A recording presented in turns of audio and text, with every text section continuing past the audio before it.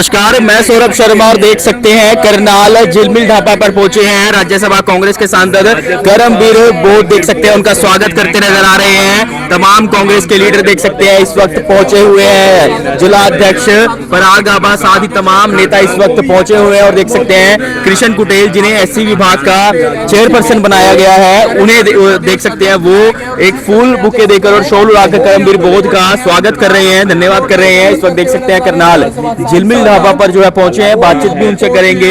जो मुद्दे आजकल चल रहे हैं उनको लेकर भी बातचीत होगी। फिलहाल देख सकते हैं कि करमबीर बोध पहुंचे हैं, राज्यसभा कांग्रेस के सांसद हैं। उनका इस वक्त स्वागत कांग्रेस पार्टी करती हुई नजर आ रही है। फूल बुके देकर, फूल मालाएं पहनाकर देख सकते हैं इस वक्त स्वागत जो है वो होता हुआ नजर आ रहा है। तो आप लोगों का धन्यवाद कि इतनी गर्मी में इतने मेरे मीडिया के साथी हमारे एक छोटे से निवेदन के ऊपर हमारे जो जिला के अध्यक्ष मिस्टर गाबा जी के रिक्वेस्ट पर जो है ना आप लोग आए, आप लोगों का धन्यवाद। आज मैं करनाल में आया हूँ और करनाल में हमारे एक साथी कृष्ण कुटेल जी को एक बहुत बड़ी जिम्मेवारी पार्टी ने दी है। तो आज उन्हीं के न्योते पर और गाबा जी ने कहा कि मैं दिल्ली जा रहा था, कल मेरी पार्लियामेंट कमेटी है तो चाय पर रोकने के लिए, लेकिन उसके बाद भी काफ़ी संख्या में जो है ना कांग्रेस के लोग आए। मैं इनका धन्यवाद करता हूँ।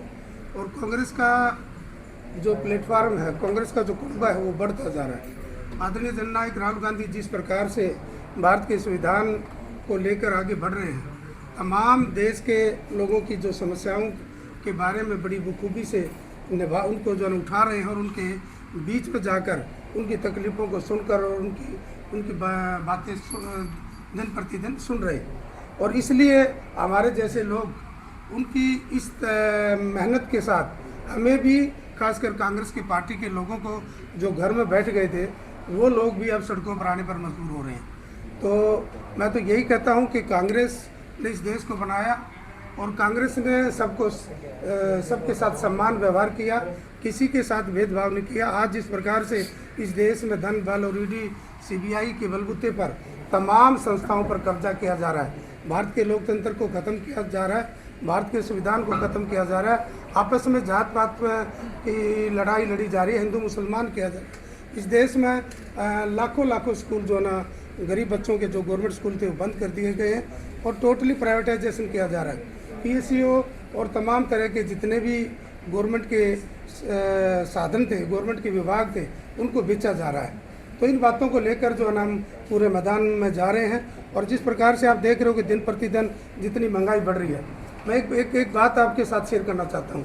जब हमारी सरकार थी 14 से पहले, तो इस देश के अंदर जो पेट्रोल डीजल का जो रेट था वो एक जो बैरल का जो रेट था 100 और 140 डॉलर का था। और कुछ दिनों के पहले जो है 91 था और 91 में रेट था 100 पार। और हमारा जो बैरल था 140 से 100 और 140, हमारा जो पेट्रोल का रेट था 70-71 और डीजल का रेट था 51-52। और यहाँ 100 के दोनों ही लगभग 100 के पार होने जा रहे हैं। लेकिन अभी जो ना अमेरिका ने या जो जिसके ये गुलाम है इस देश की जो ना प्रधानमंत्री जो ट्रम्प के हाथों में खेल रहे हैं, आजकल जो है ना वो जो रेट है वो 81 हो गया। तो 80 होने के बाद आपसे मैं पूछना चाहता हूँ, क्या पेट्रोल डीजल के रेट कम हुए? तो इतनी महंगाई जो ना यहाँ चल रही है, लोग जो ना अपने घरों की रसोई चलाना मुश्किल हो रहा है। तो तमाम तरह के गरीब इसमें जो ना अपना पेट भरने के लिए मजबूर हो रहा है। अच्छी शिक्षा और अच्छा स्वास्थ्य लेना तो बहुत ही दूर की बात हो रही है। सर, आज नीट का री-एग्जाम है क्योंकि 12 साल हो गए, वो सब कैसे देख रहे हैं इस बार 12 सालों को जश्न मनाने के बाद? 2047 विकसित भारत की बात कर रहे हैं ये लोग। तो 2012 साल में आपने बहुत ही अच्छा प्रश्न किया। 12 साल में आप ये देख सकते हो कि आपके सामने है, कोई हम क्रिटिसाइज नहीं कर रहे, हम जो है कंपैरेटिव स्टेटमेंट बनाने के लिए जानने के लिए हैं। हम पढ़े लिखे लोग हैं, हम धूल में लठ मारने वाले लोग नहीं हैं। तो 12 साल में कौन सा बड़ा प्रोजेक्ट किया? हाँ, बड़े प्रोजेक्ट किए। डीजल पेट्रोल के रेट कहाँ गए, डॉलर का रेट कहाँ गया, और आज जो शिक्षा का तंत्र है, जो गरीब आदमी जो पढ़ता था वो क्या कर दिया, टोटली हेल्थ का सिस्टम सारा प्राइवेट के हाथों में दे दिया। केवल बड़े बड़े रोड बनाने से काम चलने वाला नहीं है। बड़े बड़े रोड ये केवल आम आदमियों के लिए, मैं सरेआम कहता हूँ सांसद के होते हुए, ये जो बड़े बड़े जो रोड बनाए हैं ये आम आदमियों के प्रयोग के लिए नहीं है। आम आदमियों की जो रोज़मर्रा की जो चीज़ें हैं वो तमाम 12 साल में आप अच्छी तरह जानते हैं। इन लोगों ने क्या किया, 2047 का जो सपना, झूठा सपना दिखा रहे हैं, वो केवल लोगों को बरगला रहे हैं। SIR की प्रक्रिया शुरू हो चुकी है, ऐसे में कैसे देख रही है कांग्रेस? आप भी इतने साथी मीडिया के कभी SIR की बात सुनते थे? मैं भी गवर्नमेंट में रहा हूँ, क्या ये डिपार्टमेंट का एक रूटीन काम होता था? कब आदमी को वोट काटने, कब क्या करना, कभी एंट्री करने, इसकी कोई चर्चा नहीं होती थी। आज क्यों चर्चा हो रही है? क्यों इस प्रकार की बातें आ रही है? ये इसलिए आ रही है कि दिन प्रतिदिन जानबूझकर जो जायज वोट है, जो विपक्ष की वोट है, उनको काटा जा रहा है और अपनी अवैध वोटों को डालकर इलेक्शन को जीता जा रहा है। तो इसलिए SIR का इतना बड़ा इन्होंने बवंडर मचाया और जो चोरी करने का जो षड्यंत्र है EVM के साथ या और जो ना जितने भी दाव पे चलते हैं ये लोग चला रहे हैं। और जो आप देख रहे हैं कि देश के अंदर जो ना केवल 33-34% लोग जीत रहे हैं, लोग परसेंट से 64%, आज भी 64-65% इस देश का जो ना आम नागरिक इनसे नाखुश है। सर, आज नीट का री एग्जाम है, बहुत से छात्रों ने सुसाइड भी किया क्योंकि एग्जाम लीक हुआ था और ऐसे में टेलीग्राम को भी बैन किया कि इस बार लीक ना हो, इसको कैसे देखते हैं सर? आप नीट का एग्ज़ाम बहुत ही दुखदायी घटना घटी।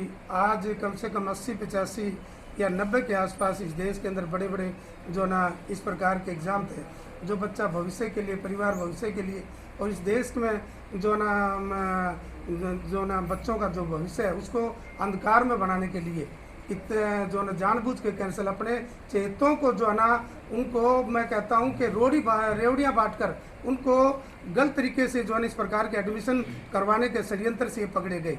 और उसमें जो बच्चे मेहनत करते हैं, लोगों से लोन लेकर, इधर उधर से पैसा लेकर, दिन रात 18 घंटे पढ़ने के बाद जब एग्ज़ाम देने के जाते हैं तो वहाँ मिलता है कि पेपर कैंसिल हो गया। उससे बच्चों ने कितना सुसाइड किया, उनके परिवारों की क्या हालात होगी, कितने बच्चों को मैं कहता हूँ कि कोमा में चले गए, डिप्रेशन में चले गए। तो ये देश की हालात है, नौजवान बच्चों के साथ खिलवाड़ है। लेकिन आज नीट का एग्ज़ाम चल रहा है या हो गया, मैं मीटिंगों से आया हूँ तो उसमें प्रॉपरली रिपोर्ट मेरे पास नहीं है। लेकिन अगर अच्छा एग्ज़ाम हुआ तो भविष्य की बात है। मैं यहाँ राजनीतिक इस मामले में बिल्कुल राजनीति करने नहीं आए। बच्चों के भविष्य के लिए जो ना उनके जो अच्छे प्रबंध किए जाएं।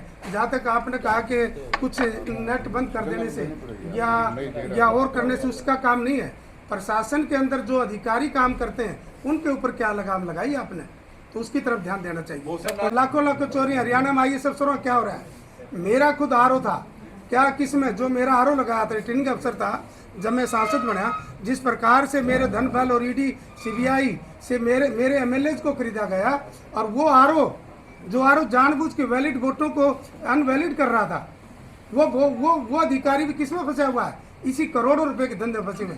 ये केवल भगवान का चंदा लूटने वाले लोग नहीं है, इनके ऊपर कोई दया धर्म नहीं है।